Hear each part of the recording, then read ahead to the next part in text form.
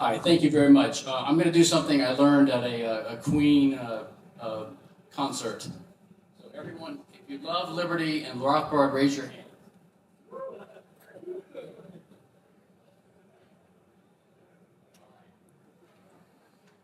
That'll be good on Twitter.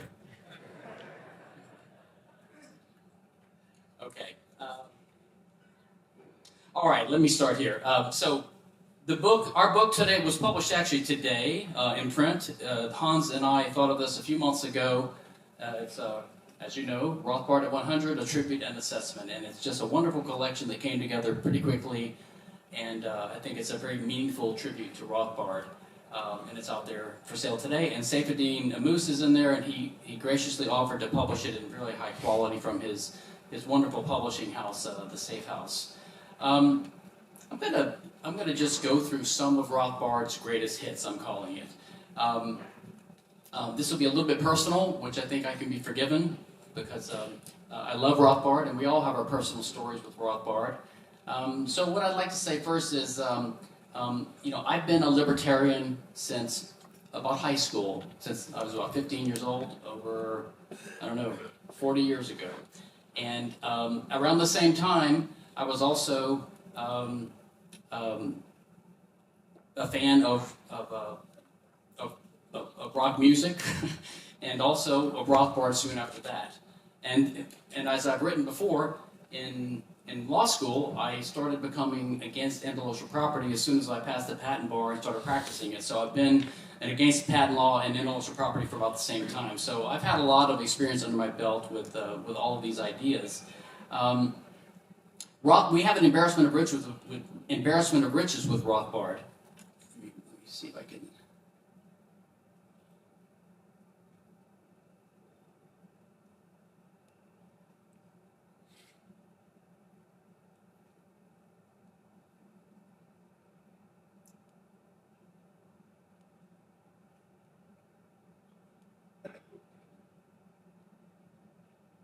What's the button?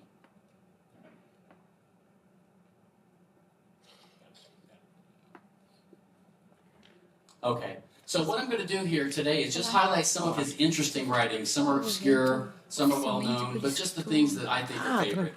So I'm thinking of this like as a mixtape. I don't know if some of you guys remember this, but back in the 70s and the 80s and the 90s, some of us would take our favorite songs and make a mixtape for our girlfriends or whatever to impress them, which rarely worked, but it made them think we liked them. I mentioned here that one time I took my favorite album, which was Rush, my favorite group, which was Rush, which I was also a fan of since about age 15, and I made a mixtape of their guitar solos, so just the best stuff. So that's kind of what this talk is a little bit. It's the Rothbard guitar solos. In fact, I'm going to see the Rush concert next month with Greg here and some of my libertarian friends. So anyway, he was an embarrassment of riches. If you were to try to comprehensively survey all of his thought, it would take hours and hours and hours, and then you would only touch the surface. I do remember back in 2002, I was on a panel of 9 faculty members at the Mises Institute in Auburn, and we did 5 full days of lectures just on Rothbard's thought.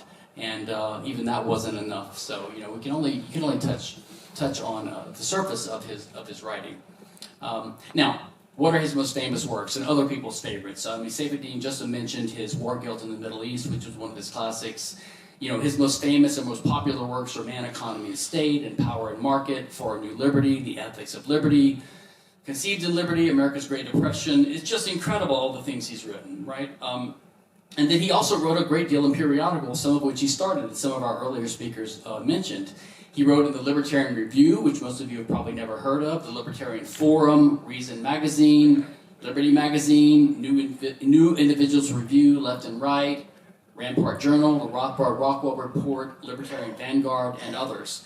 And then there's some great collections of Rothbard's thought. There's The Free Market Reader, which is one of my early books that I read, which helped make me a strong libertarian. It's a great selection of articles, which I believe Jeff Tucker told me he actually edited behind the scenes, but it's Lou Rockwell and Murray Rothbard and a few others, mostly collections of their articles in The Free Market. So that's a great little introduction to libertarianism. It's sort of up there with Hazlitt's Economics in One Lesson, for me, The Free Market Reader. There's the irrepressible Rothbard. There's Make Economic Sense, which I love, and Economic Controversies. And then, of course, there's the Festschrift that was done for him in 1988. It's called Man, Economy, and Liberty, which is a great selection of articles, including a great one by Hoppe on his argumentation ethics. And now we have this book, which is like a Festschrift, but it's, I learned the word from Hans is Gedenkschrift. It's a memory book for someone who's passed away. Now, in my view, one of the greatest surveys ever written of Rothbard's work is the introduction in the 1998 version of Ethics of Liberty by Professor Hoppe. It's called Murray Rothbard and the Ethics of Liberty. It's just a great survey of his thought and what is important about it. And one great thing about it is Hans differentiates Rothbard from Robert Nozick, who was another famous Harvard libertarian who was a respectable libertarian and a minarchist libertarian who, in his Anarchy, State, and Utopia, which I thought was an anarchist book because of the title. I read it a long time ago, and when I got to the end, I'm like, oh, he's in favor of the state. He's not an anarchist. But in addition to him not being a really good libertarian, he was a dilettante, and he also wasn't serious about it, and he moved on. And Hoppe pointed out that Nozick had a methodologically non-committal approach to libertarianism, as opposed to Rothbard, who took ideas and liberty seriously, right? As one of our previous speakers mentioned, he was about the battle for ideas and the fight for liberty. But Nozick had a disparate and loosely jointed arguments, conjectures, puzzles, counterexamples, experiments, paradoxes, surprising turns, startling twists, intellectual flashes, and philosophical razzle-dazzle. I love that concept by Hans. So that's Rothbard. Now, I'm going to pick out a few here while I have time, just my personal favorites. Some substantive, some more humorous. A lot of them were from the Ethics of Liberty and Economic Controversies, which is one of my favorite collections by Rothbard, which was originally called The Logic of Action, but republished because of a copyright problem, I believe. So one of my favorite things of Rothbard's is something he did not say. If you guys have heard of The Dog Who Did Not Bark, which is a famous Sherlock Holmes story. So as I've mentioned in some of my writing on intellectual property, Rothbard was getting to, he had some criticisms of intellectual property, but he didn't go all the way, and he made a few errors and missteps. But it is my view, and it's the view of Professor Hoppe, that if he had just lived a little bit longer, he died in 95, right at the beginning of the internet age, right when we started addressing the intellectual property issue and examining it more closely. If he had just lived a few more years longer, we're confident he would have seen the light and embraced the anti-IP position wholeheartedly. And part of the evidence for that is in 1988, when I was still in law school and not writing on this, there was a panel discussion at the Mises Institute on ethics with Rothbard and Hoppe on the panel and a couple of others. It was called Owning Thoughts someone from the audience said, I have a question for Professor Hoppe. Does the idea of personal sovereignty extend to knowledge? Am I a sovereign over my thoughts, ideas, and theories? And Professor Hoppe immediately answered, and this is before I believe he had given any thought to the intellectual property idea, but because he understood praxeology so well and understood the distinction between the role of scarce resources in action and the role of ideas which guide action, right? They're two different roles. He instantly said, in order to have a thought, you must have property rights over your body, but that doesn't imply that you own your thoughts. The thoughts can be used by anybody who is capable of understanding them. So Hans immediately expressed an anti-IP position, and the point is Rothbard said nothing. He didn't say, oh no, I've written on this and I think you could have a contract argument. So the fact that Rothbard didn't say anything, I think is telling that he would have been amenable to a deeper criticism of intellectual property. So that's one of my favorite Hoppe things. Now, there's something really funny. I don't know if you've all read this. Rothbard was earlier involved with the Ayn Rand circles, and he left soon after because he didn't have any taste for their kind of cultish behavior. So he wrote a parody called Mozart Was a Red. It's a really funny play. There is a YouTube version online with Jeff Tucker and some others acting out the characters in that play. So that is something worth watching. In 1993, he had an article. He was talking about a controversy where Lew Rockwell had written a kind of humorous article about this affair in America there was a guy named Rodney King who had been beaten by the cops. He was some thug who had been beaten by the cops, and it turned into a big racial incident. And Rockwell wrote something with a humorous line about how he wished video cameras would be banned. He was obviously joking, but all these serioso libertarians went crazy. And so Rothbard called them the dimwit and serioso libertarians. And I use that term all the time, someone who's a dimwit and serioso libertarian. And it reminds me of something Professor Hoppe said several years ago, in 2017, 9 years ago now. He referred to the Students for Liberty as Stupids for Liberty and liberal-la-la libertarians. And Rothbard also derided all these kind of Star Trek libertarians, the ones that wanted to explore longevity and freezing their heads in blocks of ice and things. He called them space cadets. It was kind of funny. There was another funny one. In 1988, Professor Hoppe published his groundbreaking argumentation ethics in Liberty magazine, and he got a lot of heat from the other commentators who didn't like someone who actually could prove individual rights because I left them with nothing else to do. Rothbard defended it, of course, and this well-known libertarian philosopher named Loren Lomasky from Minnesota, who looks like an anarchist because he got a big beard, but he was just a minarchist. He looks a little bit like Spooner or Lysander Spooner or Benjamin Tucker or something, but he's just a normal minarchist, or as we call it, a mini-statist. But anyway, he had a savage review of Hoppe's book, and he's like, oh, I can't believe he's in favor of anarchy in Liberty magazine. This is a libertarian magazine, that Rothbard was a main contributor to. And so Rothbard wrote in response to this in an article called Hoppophobia, which we don't have here. He said that the Lomasky Review is an interesting example of what is getting to be a fairly common phenomenon, hoppophobia. Although he is an amiable man personally, Hoppe's written work seems to have the remarkable capacity to send some readers up the wall, blood pressure soaring, muttering and chewing the carpet. I love that line, chewing the carpet. I've used that one too. Every time I can, I use that. And then he went on, Loren Lomasky is shocked and stunned that Hoppe is not simply a defender of existing capitalism. His book is no less than a manifesto for untrammeled anarchism. Well, heavens to Betsy, anarchism. One wonders where Lomasky has been for the last 20 years. Perhaps the knowledge has not yet penetrated to the fastnesses of Minnesota, but anarchism has been a vibrant part of the libertarian dialogue for a long time, as most readers of Liberty well know. I just love the heavens to Betsy line.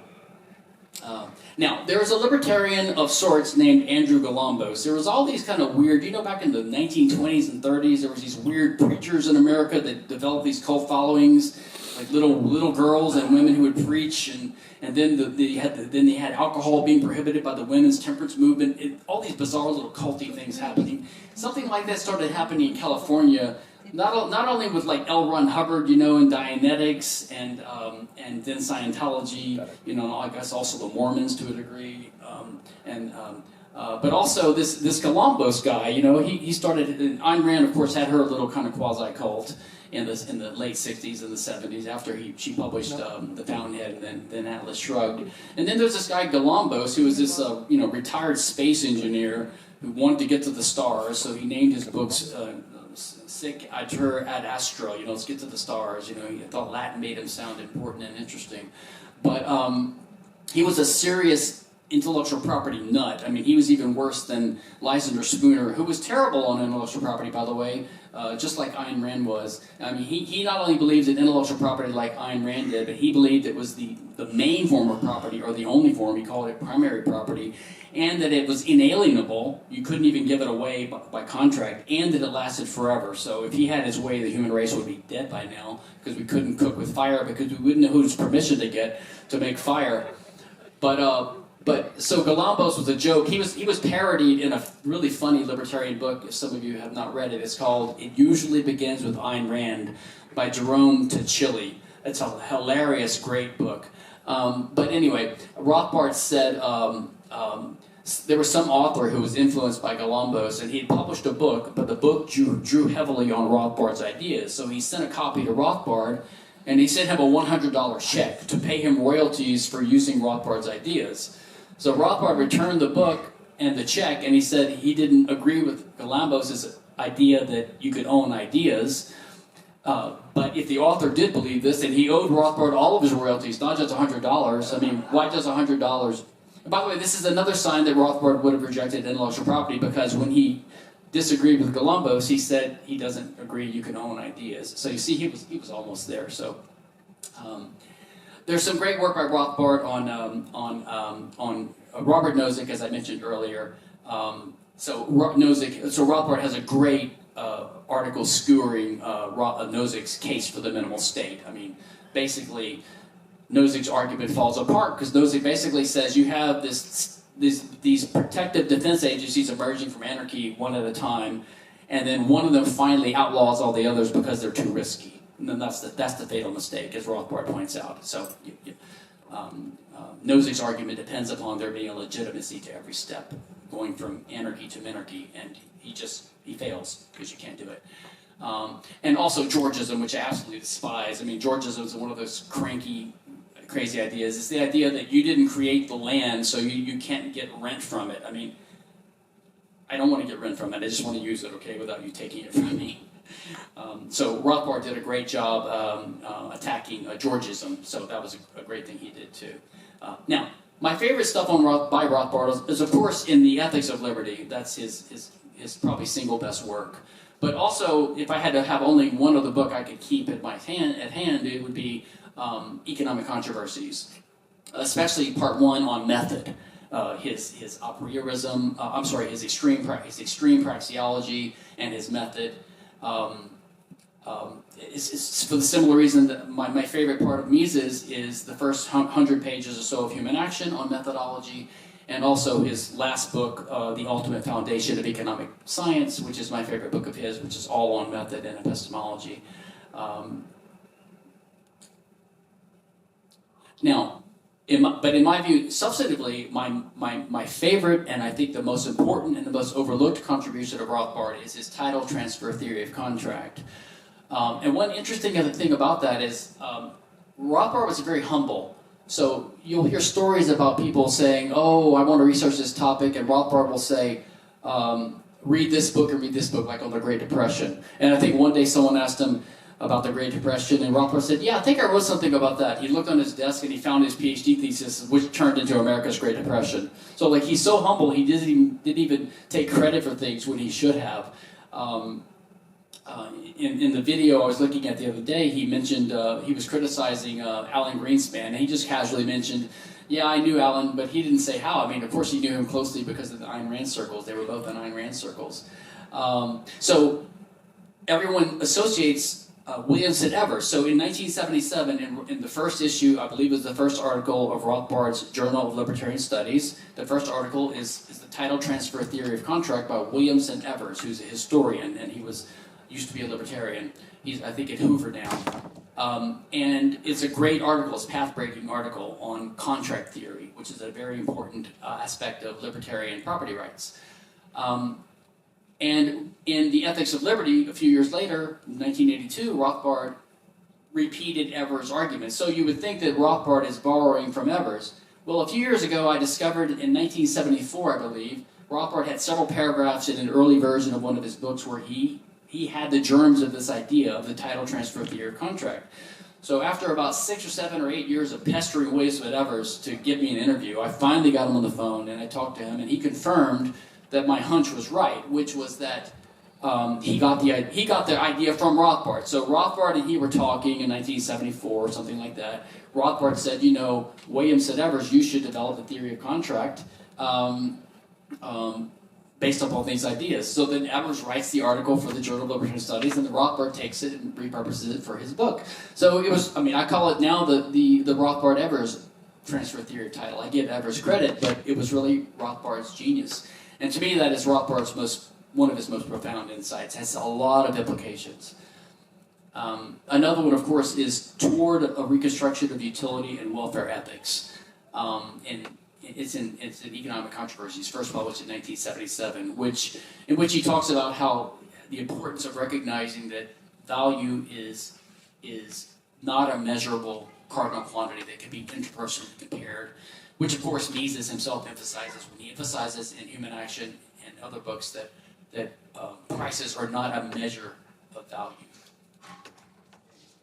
He also has a fascinating taxonomy in, I believe it's in Power and Market, and he separates government intervention or state intervention into 3 different types: autistic, no offense libertarians, binary, and triangular. And so he gives examples. It's a really useful way to classify different state interventions, whether the state's just taking from you, like taxing, or whether they're doing something for Peter to benefit Paul to get credit with them. So I've used that actually in my work on intellectual property. I've tried to explain that that the fundamental problem with intellectual property is ultimately it's a non-consensual negative servitude. It's a right to control someone else's owned resource, which is acceptable if it's consented to, which is part of what homeowners associations and restrictive covenants are. But if you don't consent to it, then it's basically stealing and theft. So that right, I believe, falls into Rothbard's category of triangular intervention. So I've used Rothbard's taxonomy in my own writing. Another really important thing is I've written in Hoppe's 2024 Festschrift that Guido Holzman and I published at the PFS. I have the chapter on defamation, which is a really important... I argue that defamation law is not only unjust, but it should be viewed as a type of intellectual property for various reasons. So just like patent law, trademark law, copyright, trade secret law, boat hull designs, things like that, they are illegitimate monopoly privileges or negative servitudes granted by the state. Defamation law also protects a reputation right, which is unjust. Now, Rothbard saw this. He was one of the... Until recently, most libertarians were in favor of reputation rights, just like most libertarians were Randians and in favor of intellectual property. But Walter Block and Murray Rothbard were early on 2 of the clearest on defamation being an unjust law. So he was really good on that early on. So that's another one of his important arguments. That's another reason, it's a third part of the reason why I think Rothbard would have come around to be totally against intellectual property, because you would see that his argument against defamation is the same argument that you use against trademark law, in any case. One more thing, I have several others here, but I'll stop here to help get us back on track. He's got a great comment, which I remembered reading a long time ago, and I had trouble finding it. I finally found it the other day, researching for this speech. It was in Libertarian Review, another journal almost no one's ever heard of. It was back in 1977. He was responding to a retired older philosopher now named Eric Mack, who's sort of a neo-objectivist, anarchist-ish libertarian philosopher. He's a very smart guy, Eric Mack, kind of natural law-oriented, Randian-oriented. But, you know, he, like a lot of the Randians, he's in favor of war. like Walter Block is now, apparently, too, our former friend. And a lot of the Randians. And so, you know, part of their argument for war is that, well, anything goes in war because self-defense is fine by an individual, so self-defense by a state is fine too. And if you have to shoot through a hostage or harm innocent civilians or cause collateral damage, that's perfectly justified because that's really the fault of the bad guy. You know, as if a state being attacked by one state is one of them's a good guy, one's a bad guy. They're both evil guys. They're not individuals. But the hypothetical is that, you know, if someone is shooting at you, a bad guy, and he's got a hostage, can you shoot through the hostage to defend yourself? I think Walter Block even argues that you can. But Rothbard pointed out, well, the question is not whether you have the right to shoot the hostage. The question is, if you have a bodyguard, can your bodyguard shoot the guy that's trying to shoot you? Like, yeah, that's a great point, and he could.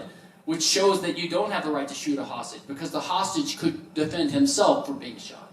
Or his bodyguard could defend him. He also talks about pollution and hermeneutics. Those are 2 other great articles.